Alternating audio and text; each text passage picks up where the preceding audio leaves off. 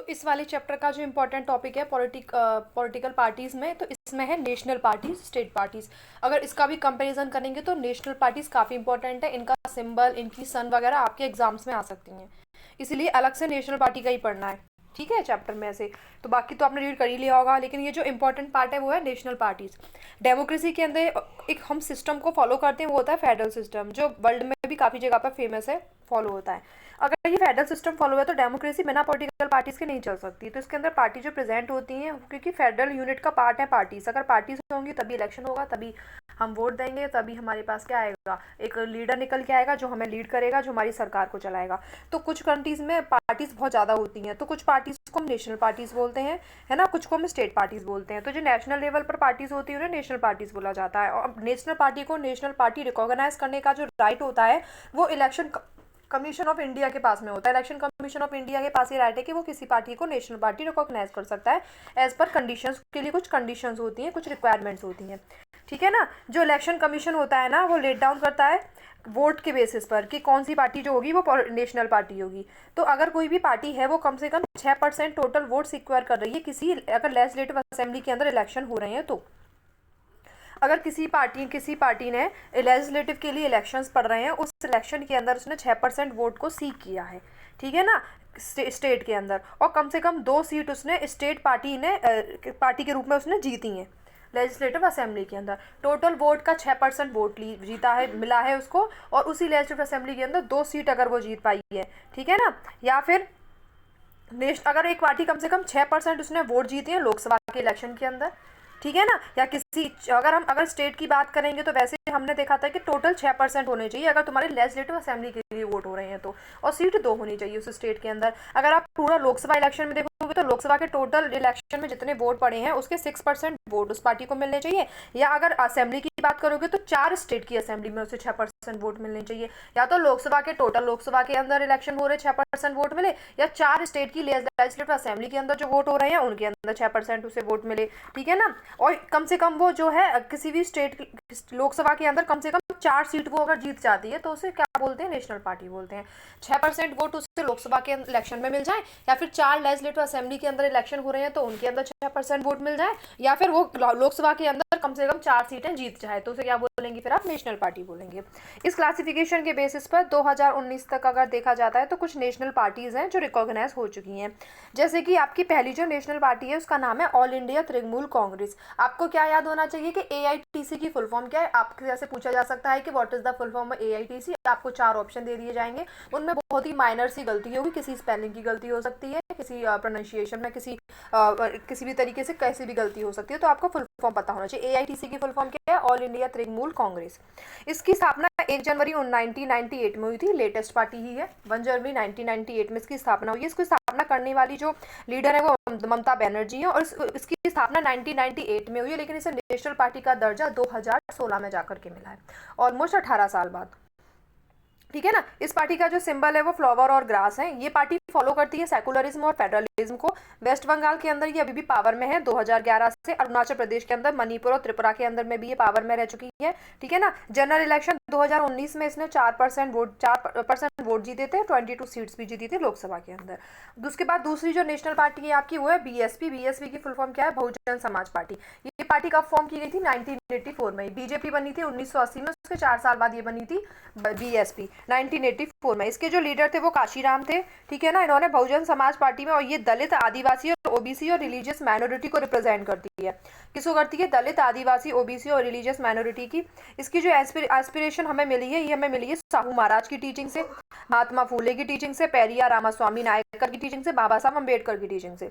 ये दलित के वेलफेयर को, ऑप्रेस क्लास के वेलफेयर को सिक्योर करती है। इसका जो मेन बेस है वो यूपी के अंदर है, और थोड़ा बहुत इसका जो बेस है वो MP, छत्तीसगढ़, उत्तराखंड, दिल्ली, पंजाब के अंदर भी। यूपी के अंदर काफी बारी सपोर्ट से पार्टी जो है अपनी सरकार बना चुकी है, ठीक है ना। 2019 के इलेक्शन में से 3% वोट जीते थे, 10 लोकसभा में सीट जीती थी। आपको केवल ये याद रखना है पार्टी की फुल फॉर्म क्या है, पार्टी की स्थापना कब हुई थी, ठीक है ना। और ये तो आपको पता ही कि ये सब नेशनल पार्टीज ऑलरेडी हैं, तो उन्होंने जीता तो हो गई, ठीक है। और आप इसको सिंबल याद रखना है, ठीक है। और जो बहुजन समाज पार्टी है इसका जो सिंबल है वो हाथी है, ठीक है।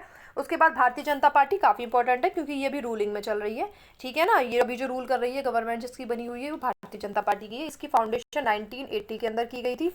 भारतीय जनसंघ जिसे को इसकी स्थापना करने वाले श्यामा प्रसाद मुखर्जी थे। श्यामा प्रसाद मुखर्जी ने 1951 के अंदर ही भारतीय जनसंघ की स्थापना कर दी थी। किसने करी थी? श्यामा प्रसाद मुखर्जी। किससे रिलेटेड है? भारतीय जनता पार्टी से रिलेटेड है, ठीक है ना। इन्होंने एक स्ट्रॉन्ग मॉडर्न इंडिया बनाया था। इन्होंने ड्राइंग इंस्पिरेशन ली थी बहुत सारी। तो इसके अंदर दीनदयाल उपाध्याय के आइडियाज़ हैं। ये अंत्योदय और ह्यूमनिज्म को फॉलो करते हैं, हिंदुत्व की बात करते हैं, ठीक है ना। नेशनहुड पॉलिटिक्स के अंदर पूरा टेरिटोरियल और पॉलिटिकल इंटीग्रेशन जम्मू कश्मीर का इंडिया में कराने वाले यही हैं, ठीक है ना। और इन्होंने इरिस्पेक्टिव ऑफ रिलीजन के हिसाब से रिलीजियस कन्वर्जन इनको सपोर्ट मिला 1990 में बहुत ज़्यादा। नॉर्थ वेस्ट अर्बन एरियाज़ में पार्टी एक्सपेंड हो चुकी है, साउथ ईस्ट में भी है, नॉर्थ ईस्ट में भी है। 1998 में ये पावर में आई थी नेशनल डेमोक्रेटिक अलायंस के नाम से। क्योंकि इसमें बहुत सारी रीजनल पार्टीज भी मिल गई थी तो इसलिए इसका नाम नेशनल डेमोक्रेटिक अलायंस रख दिया था।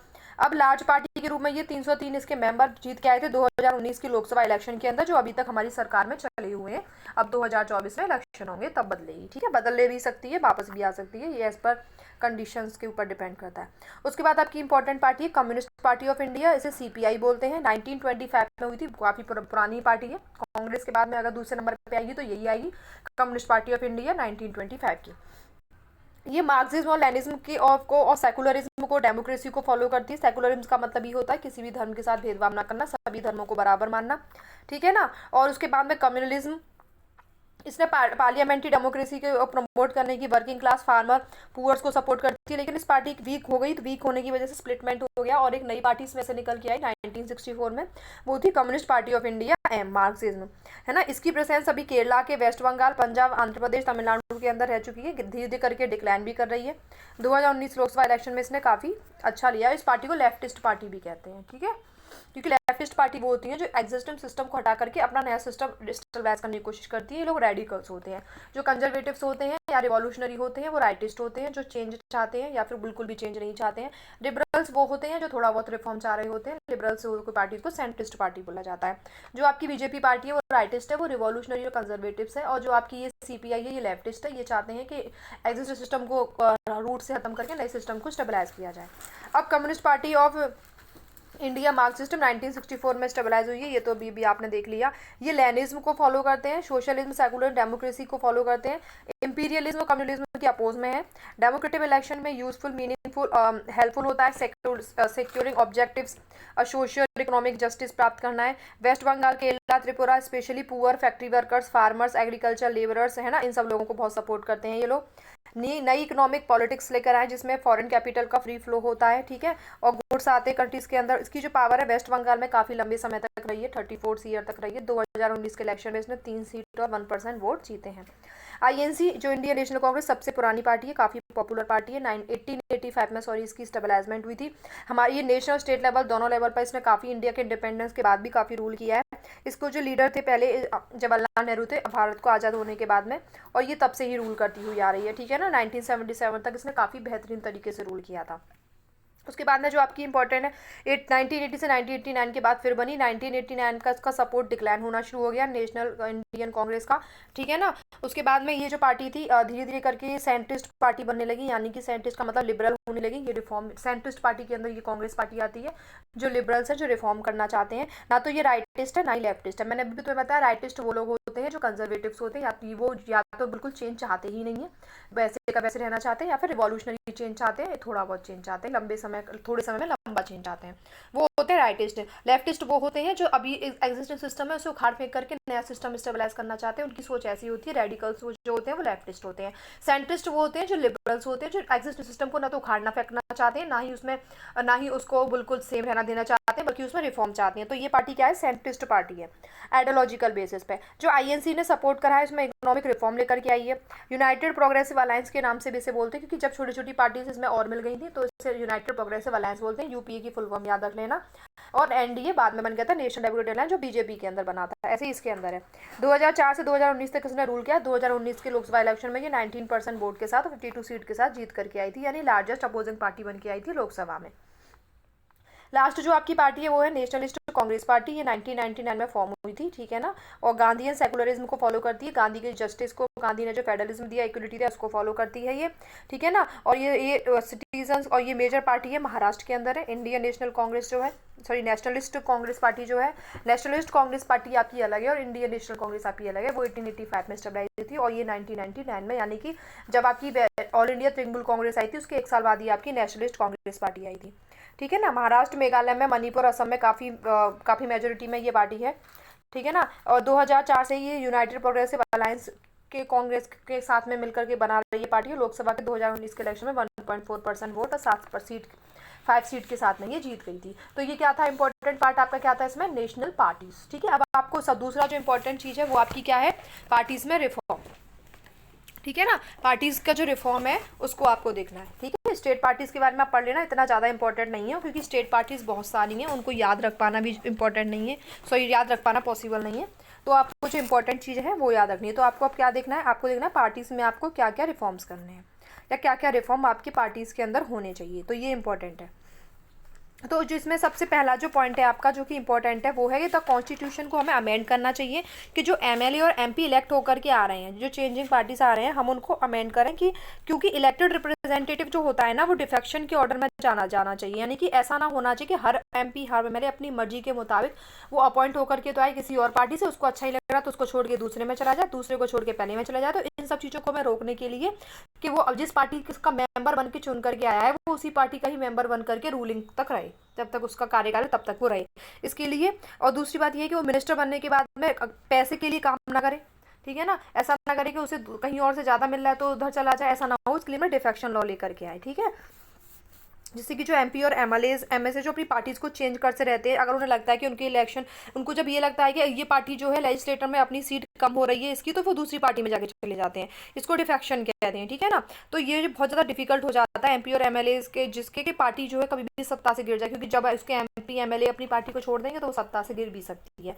तो ये बहुत ज़्यादा डर होता है। तो इस डर को खत्म करने के लिए क्या लेकर गया, एंटी डिफेक्शन लॉ, कि जो पार्टी के मेंबर है वो अदला बदली ना करते रहें, जिस पार्टी से चूज होकर के आए उसी पार्टी में बने रहें। सुप्रीम कोर्ट ने एक ऑर्डर पास किया था मनी और जो क्रिमिनल्स का जो इन्फ्लुएंस है उसे कम करने के लिए। उन्होंने बोला था कि हर कैंडिडेट जो इलेक्शन में पार्टिसिपेट कर रहा है उसके लिए ये जरूरी है कि उसे एक एफिडेविट फाइल करना पड़ेगा। उस एफिडेविट के अंदर उसे बताना पड़ेगा कि उसके पास कितनी प्रॉपर्टी है, उसके ऊपर कितने क्रिमिनल केस लगे हुए हैं, कितनी प्रॉपर्टी अभी वो एफर्ट कर रहा है, कितनी प्रॉपर्टी अभी उसके नाम पर है, कितने क्रिमिनल केसेस उसके नाम पर है, ठीक है ना। और इससे क्या होगा, ये इन्फॉर्मेशन पब्लिक में अवेलेबल कराई जाएगी। और इस no system of check if the information is true, है ना, और देयर इज नो सिस्टम। लेकिन ये ऐसा सुप्रीम कोर्ट ने बोला तो है, लेकिन अभी तक ऐसा कोई भी सिस्टम नहीं है कि जिससे कि जो कैंडिडेट बता रहा है कि मेरे पास इतनी प्रॉपर्टी है और मेरे पास कोई क्रिमिनल चार्ज नहीं है, कि उसका कोई प्रूफ नहीं है, यानी कि वो जो इन्फॉर्मेशन दे रहा है वो सच है झूठ है, इस बात की इन्वेस्टिगेशन करने का कोई सिस्टम नहीं है, ठीक है ना। तो इस बात से भी हमें पता चलता है कि अगर व्यक्ति क्रिमिनल है, रिच है, तो हमें कैसे पता चलेगा, वो तो डाल देगा, लेकिन वो सच बोल रहा है झूठ बोल रहा है, इसके रिलेटेड हमारे पास इन्फॉर्मेशन अभी नहीं है। इलेक्शन कमीशन जो है वो एक ऑर्डर पास करता है, इसलिए ऐसा ही होता है जो पॉलिटिकल पार्टी जो ऑर्गेनाइज इलेक्शन में पार्टिसिपेट कर रही है उसको इनकम टैक्स रिटर्न फाइल करना पड़ेगा, ठीक है ना। पार्टी को जो है ये करना शुरू करना पड़ेगा। कभी कभी ऐसा भी होता है कि it is not clear up, अगर उसने ऐसा स्टेप क्लियर नहीं करा है तो उससे क्या होता है कि जो डेमोक्रेसी के अंदर जो पार्टीज है उनके अंदर क्या होता है, रिफॉर्म्स नहीं हो पाते हैं, मतलब कि उनके अंदर दिक्कतें क्रिएट हो जाती है कि अगर व्यक्ति अपना इनकम टैक्स फिल नहीं कर रहा है। अब इन पार्टीज के अंदर ये प्रॉब्लम्स है। अब इसके लिए सजेशन क्या क्या दिए गए हैं, पहला कि एक कानून बनाया जाना चाहिए जिससे कि आप पॉलिटिकल पार्टीज के जो इंटरनल अफेयर है उनको रेगुलेट कर पाओ, यानी कि जो दल बदल अदला बदली हो रही है उनको रेगुलेट कर पाओ, जो अंदर वो अपने अंदर कर रहे हैं जो कि अनडेमोक्रेटिव है, जो करप्ट है, उन चीज़ों को रिफॉर्म करने के लिए आपको एक कानून लेकर के आना चाहिए, ठीक है ना। तो पॉलिटिकल पार्टी जैसे कि मेंटेन हो सके, रजिस्टर कर सके अपने आप को एज अ मेंबर, उनके अंदर पॉलिटिकल पार्टीज के लिए भी एक अलग खुद से कॉन्स्टिट्यूशन होना चाहिए जिससे कि वो एक इंडिपेंडेंट अथॉरिटी की तरह काम करें, लेकिन उसके अंदर कोई डिस्प्यूट वगैरह हो तो कैसे मेंटेन करना है, कैसे उस डिस्प्यूट को सॉल्व करना है, कैसे उन सदस्यों को डिसिप्लिन में रखना है, इस तरीके से उनके अंदर भी एक कॉन्स्टिट्यूशन होना चाहिए कि पॉलिटिकल पार्टीज भी अपने आप को कैसे मेंटेन करके रखें और करप्ट ना हो। और ये भी मैंडेटरी कर देना चाहिए कि जो पॉलिटिकल पार्टी से कम इतनी टिकट होनी चाहिए, है ना, और 1/3 टिकट जो होनी चाहिए वो वुमेन्स के लिए कंपल्सरी, यानी कि टोटल टिकट्स मेंस के लिए नहीं होनी चाहिए। कम से कम 1/3 जो टिकट हैं वो आपको फीमेल्स के लिए क्या करनी पड़ेंगी, रिजर्व रखनी चाहिए, है ना। और ये वुमेन्स का अलग से कोटा होना चाहिए डिसीजन मेकिंग बॉडीज के अंदर। पार्टी में जो व्यक्ति जो डिसीजन लेने में बहुत ज़्यादा एक्टिव हैं, उन एक्टिव मेंबर्स में भी जो वुमेन्स हैं उनका भी पार्टिसिपेशन हो, ऐसा भी करना चाहिए। दूसरी बात, जो स्टेट फंडिंग हो रही है इलेक्शन की, तो गवर्नमेंट को क्या करना है, पार्टीज को जो मनी वो दे रही है इलेक्शन में एक्सपेंस करने के लिए, जैसे कि वो पेट्रोल पे खर्च, जैसे कि अब वो जा रहे हैं कहीं कहीं जगह जगह प्रचार करने के लिए, है ना। तो जो पेट्रोल पे खर्चा हो रहा है, जो पेपर और टेलीफोन में खर्चा हो रहा है, वो सपोर्ट सरकार को देना चाहिए, है ना, कैश में देना चाहिए। लेकिन ये सब का यूज़ जो इलेक्शन में जाने वाले लोग हैं वो इस सब का यूज़ वोट बैंक के लिए ना कर पाए, वोट बैंक को प्राप्त करने के लिए ना कर पाए, इस बात का भी पूरा ध्यान रखना चाहिए। तो ये जो सजेशन है अभी तक पॉलिटिकल पार्टीज के द्वारा ये अभी तक एक्सेप्ट नहीं हो पाए हैं, है ना। ये एक्सेप्ट हो पाए, ये कोई इंप्रूवमेंट अभी तक लीड नहीं हो पाया। हमें केयरफुल रहना चाहिए, कोई लीगल सॉल्यूशन हमें पॉलिटिकल प्रॉब्लम्स के लिए निकालना चाहिए। ओवर रेगुलेशन हमें नहीं करना है, हमें काउंटर प्रोडक्टिव होना है, लेकिन हमें उस पार्टी को इस तरीके से ट्रीट करना है कि उसका जो डेमोक्रेटिक जो हमारी चीज़ें हैं, जो डेमोक्रेटिक वैल्यूज है वो बनी रहे और पार्टीज के अंदर भी क्या रहे, रिफॉर्म रहे। दो तरीके हैं पॉलिटिकल पार्टीज को रिफॉर्म करने के। पहला तो हम लोगों के ऊपर प्रेशर डाल सकते हैं, can put pressure on political parties के दूसरी बात, हम लोग पॉलिटिकल पार्टीज के ऊपर प्रेशर डाल सकते हैं। एक तो ये तरीका हो सकता है। इससे थ्रू क्या हो जाएगा, जो पिटीशन है तुम पिटीशन करो, पब्लिसिटी करो, एजिटेशन करो, ऑर्डिनरी सिटीजन है, प्रेशर ग्रुप्स है, मूवमेंट्स हैं, सबका क्या रोल होता है, पॉलिटिकल पार्टीज के ऊपर प्रेशर डालना, उनको बार बार उनसे इतने सारे क्वेश्चन करना कि जिससे कि वो अपना आगे जाकर के जो काम करें वो सही करें, कि उन्हें पता हो कि हमें आगे जाकर के ये ग्रुप्स वगैरह हमसे अब जवाब मांगेंगे तो हमारे पास कोई जवाब नहीं होगा, तो नेक्स्ट इलेक्शन में फिर हम लोग अपनी पावर में नहीं आ पाएंगे। तो अगर पॉलिटिकल पार्टी ये फील करती है कि वो इलेक्शन अगर पब्लिक सपोर्ट का खो रही है, तो वो ऑटोमेटिकली अपने अंदर रिफॉर्म करेगी और अपने आप को सुधारने की कोशिश करेगी। तो एक तो ये हो सकता है कि हम लोग पॉलिटिकल पार्टीज के ऊपर जो है प्रेशर डालें। दूसरा ये हो सकता है कि जो पॉलिटिकल पार्टीज इंप्रूव करें, है ना, जो पॉलिटिकल पार्टीज को ज्वाइन करना चाह रहा है, political parties can improve if who want to join political parties. सही बात है, अगर जो व्यक्ति पॉलिटिकल पार्टीज को ज्वाइन करने जा रहा है, अगर वही व्यक्ति ही अच्छा होगा, सुधरा हुआ होगा, डिसिप्लिन होगा, करप्ट नहीं होगा, तो ऑटोमेटिकली पॉलिटिकल पार्टी भी सुधर जाएगी, है ना। एक तो वो है कि जो हम सुधारें, और एक वो है कि वो ऑटोमेटिकली सुधरे हुए व्यक्ति ही पार्टी के अंदर जाएं। तो डेमोक्रेसी की जो क्वालिटी है वो डिपेंड करती है कि पब्लिक पार्टिसिपेशन किस हद तक है, लोग किस हद तक हमारी डेमोक्रेसी के अंदर इन्वॉल्व हो रहे हैं, है ना। ये डिफिकल्ट होता है रिफॉर्म, पॉलिटिक्स में रिफॉर्म करना। अगर ऑर्डिनरी सिटीजन जो है वो क्या करता है, simply citizen do not take part in, ऐसा नहीं होता है कि एक साधारण व्यक्ति जाकर के पार्टिसिपेट कर ले, एक साधारण व्यक्ति जाकर के खुले में जाकर के बोल दे तो इतने कोई नहीं मानेगा, सिंपली उसको निगलेक्ट कर दिया जाएगा। लेकिन अगर ग्रुप ऑफ पीपल जाकर कोई बात बोलेंगे, प्रॉब्लम को सॉल्व निकालेंगे, तो हमारे पास एक बेटर पॉलिटिक्स होगी, है ना, एक बेटर सिस्टम होगा, बेटर डेमोक्रेटिक सिस्टम होगा, तो हमें उसी को रखना है, ठीक है। इस चैप्टर में ये दो चीज़ें सबसे इंपॉर्टेंट है। पहला पॉलिटिकल पार्टी, जिसमें नेशनल पॉलिटिकल पार्टी के बारे में पता होना चाहिए, और दूसरा पॉलिटिकल पार्टी के अंदर रिफॉर्म होने चाहिए, ये बात इंपॉर्टेंट होना चाहिए, ठीक है। बाकी पॉलिटिकल पार्टीज क्या होती हैं ये तो आप एक बार रीड करके भी समझ सकते हो, ठीक है। पॉलिटिकल पार्टीज के फीचर्स क्या होते हैं ये भी आप समझ सकते हो, इलेक्शन में कंटेस्ट करना, इलेक्शन में पार्टिसिपेट करना, है ना, डिसिप्लिन रहना, है ना, चैलेंजेस वगैरह, चैलेंजेस आपको पॉलिटिकल पार्टी देते, लेकिन ये दो चीज़ें आपको अच्छे से याद रखनी है, ठीक है।